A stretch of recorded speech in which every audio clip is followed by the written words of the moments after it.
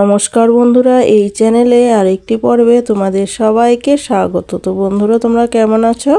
আশা করি দেশ কিংবা দেশের বাইরে যে যেখান থেকে আমার এই ভিডিওটা দেখছো তারা সবাই ভালো আছো এবং সুস্থ আছো। তো বন্ধুরা, প্রতিদিনের কাজগুলো যদি আমরা কিছু টিপস ফলো করে কাজ করি তাহলে কিন্তু নিজেদের জন্য কিছুটা সময় বের করতে পারি এবং সংসারে কিছুটা আয়ও হয়।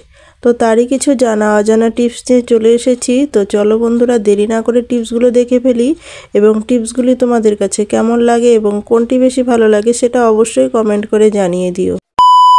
বন্ধুরা, আমরা প্রত্যেক মহিলারাই কিন্তু নেল পালিশ ব্যবহার করি, আর নেল পালিশ ব্যবহার করার সময় কিছুদিন পর নেল পালিশটা ব্যবহার করে রেখে দেওয়ার পর হয়তো আবার নেল পালিশ আমরা ব্যবহার করতে গেলাম, তখন কিন্তু মুখটা খুলতেই চায় না। অনেক চেষ্টা করার পরেও কিন্তু তাড়াহুড়োর সময় তখন আর খুলতে না পাওয়াটা তখন কিন্তু খুব কষ্টকর মনে হয়। তো খুব অসুবিধা হয় যে তাড়াহুড়ো করে নেল পালিশটা একটু পরবো, আর মহিলাদের তো তাড়াহুড়ো লেগেই থাকে, তো খুব অসুবিধা হয়। তো দেখো, খুব তাড়াতাড়ি তোমরা খুব সহজে একটা রাবার ব্যান্ডের সাহায্যে খুব সহজেই কিন্তু তোমরা পরিয়ে তারপর যদি নেল পালিশটাকে একটু ঘুরিয়ে নাও তাহলে কিন্তু চটপট করে নেল পালিশটা খুলে যাবে আর তোমরা খুব সহজেই পরিয়েও নিতে পারবে। আশা করি তোমাদের এই টিপসটি ভালো লেগেছে। তো বন্ধুরা, ভালো লাগলে পরিবারের সকলের কাছে শেয়ার করে দিও এবং বন্ধুবান্ধবদের কাছে শেয়ার করতে বন্ধুরা একদমই ভুলো না কিন্তু। তো চলো বন্ধুরা, তাহলে আমরা পরবর্তী টিপসটা দেখে নিই।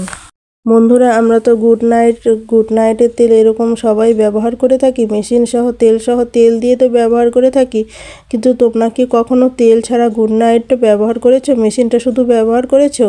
করনি তো বন্ধুরা। তো আজ তোমরা যদি দেখো তাহলে এটা কিন্তু গুড নাইটের তেল ছাড়াই কিন্তু আমরা মেশিনটা দিয়ে কিন্তু ঘর থেকে মশা তাড়িয়ে দিতে পারবো। তো কিভাবে তাড়াবো চলো দেখে নেই।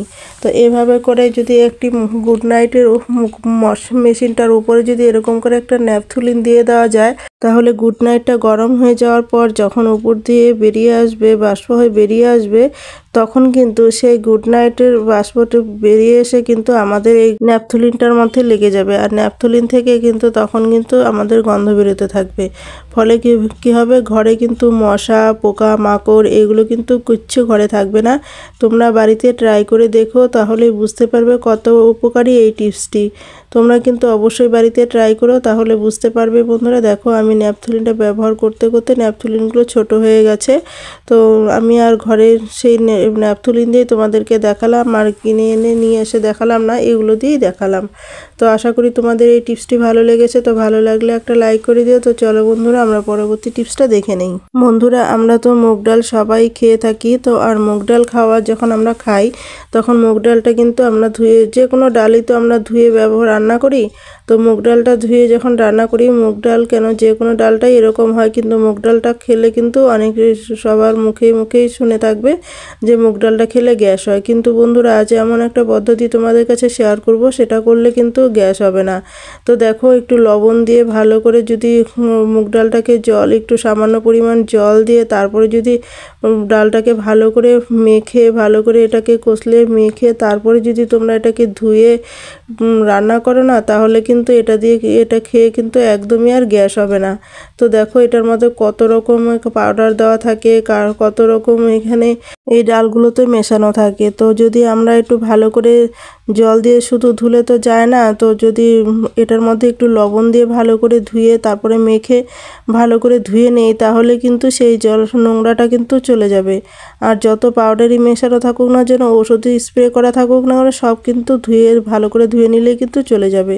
তো দেখো, এটা আমার মাখা হয়েছে, কতটা ঘন জলটা বেরিয়ে গেছে। তো দেখো, এখনই কিন্তু হয়েছে, মাখাটা কিন্তু পুরোপুরি হয়নি, আরও একটু মেখে নেব। মেখে তারপরে কিন্তু তোমাদেরকে আবারও দেখাবো কতটা ঘন নোংরা জল বের হয়।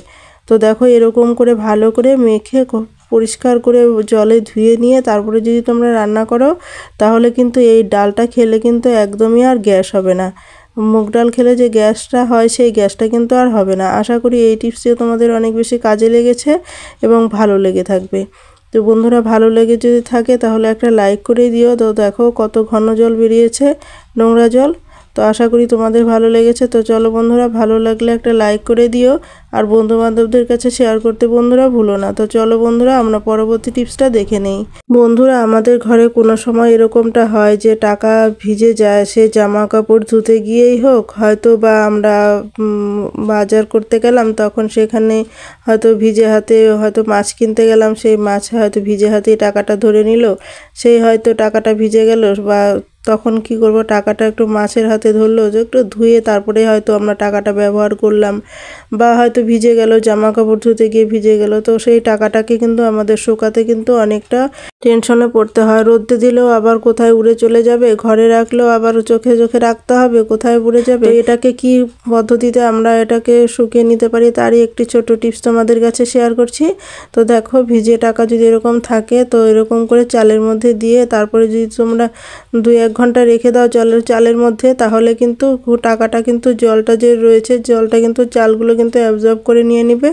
ফলে কিন্তু আমাদের টাকাটা কিন্তু একদমই আবার চলনসই হয়ে যাবে, কোনো রকমই অসুবিধা হবে না। এটা আমরা ব্যবহার করতে পারবো, আবার মচমচে হয়ে যাবে, টাকাটা একদম পাপড়ের মতো মচমচে হয়ে যাবে, কোনো রকমই অসুবিধা হবে না।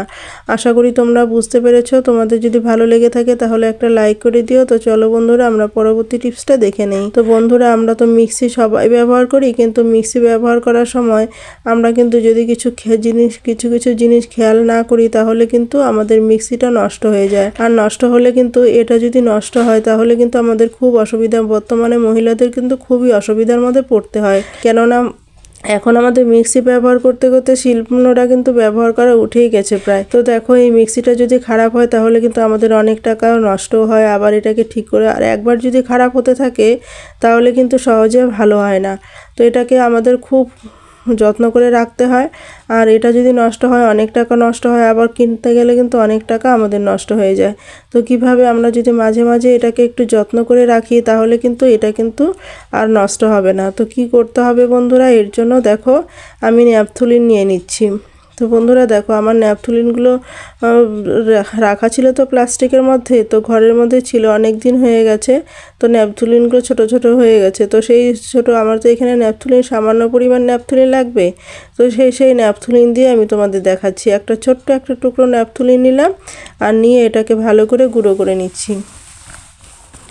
আর এই ন্যাপথলিন গুঁড়ো করে এটা যখন আমরা ব্যবহার করব বন্ধুরা, এটা কিন্তু খুব ভালো করে গুঁড়ো করতে হবে, যাতে যে কোনো একটা ভারী জিনিস দিয়ে গুঁড়ো করে নিতে পারো। যে কোনো জিনিস, আমি তালা দিয়ে করছি, তোমাদেরও তালা দিয়ে করতে হবে সেটা কোনো কথা নেই, এটা হাতের কাছে ছিল তাই এটা দিয়ে করছি। তো দেখো, ভালো করে গুঁড়ো করে নিলাম। আর একদম মিহি গুঁড়োটা লাগবে কিন্তু, যেখানে দেখো উপরে উপরে যে বড় বড় দানার মতো রয়েছে, সেই দানাগুলো কিন্তু নেওয়া যাবে না। একদম যে মিহির করা হয়েছে সেই নিচেরটা আমি নিয়ে নিচ্ছি। দেখতে পাচ্ছ কতটা মিহি, একদম মিহির মতো, কিন্তু একদম যাতে লবণের যে ছোট ছোট লবণের দানাগুলো হয়, সেই দানার মতো আমি কিন্তু নিয়ে নিচ্ছি।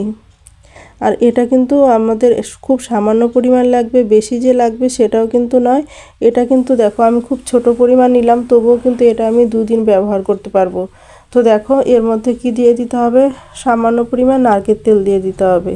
তো বন্ধুরা, এটা কিভাবে ব্যবহার করব, কেনই বা ব্যবহার করব, সবই তোমাদের কাছে শেয়ার করব। তোমরা টেনে টেনে দেখো না, তাহলে বুঝতে পারবে না।